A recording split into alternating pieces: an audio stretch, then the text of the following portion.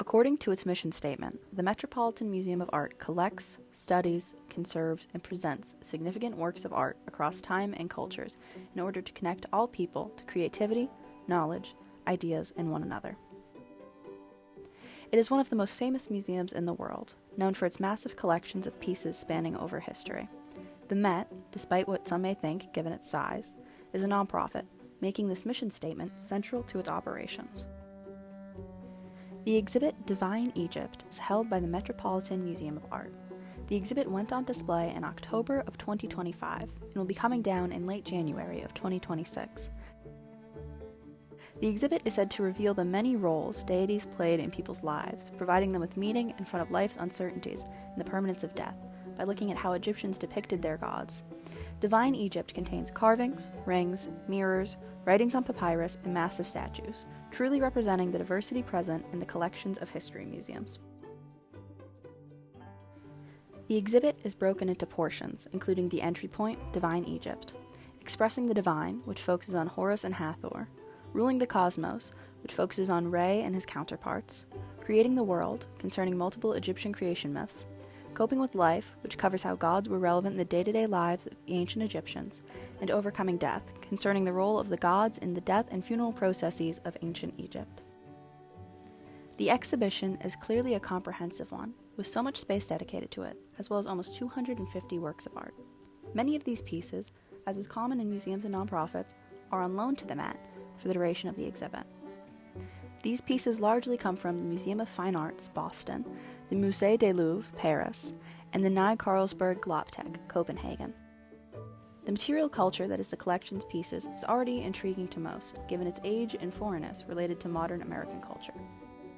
However, the use of these objects is very intentional, engaging the viewer through creating a connection with the people of the past through universal ideas like life's daily struggles and coping with death.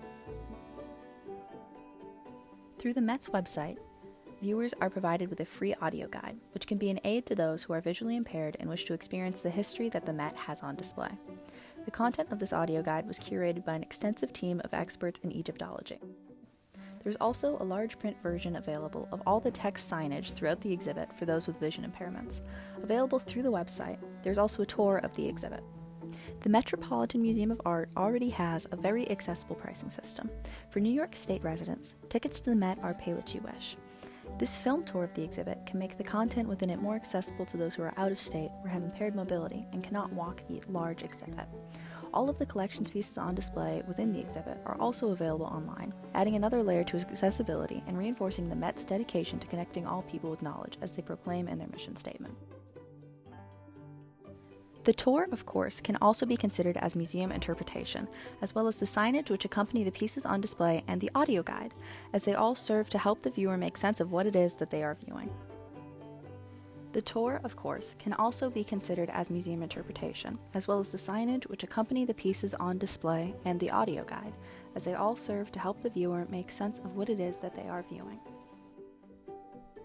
The Metropolitan Museum of Art is far from the cluttered display pieces without explanation that characterize the old ways of museums as cabinets of curiosities.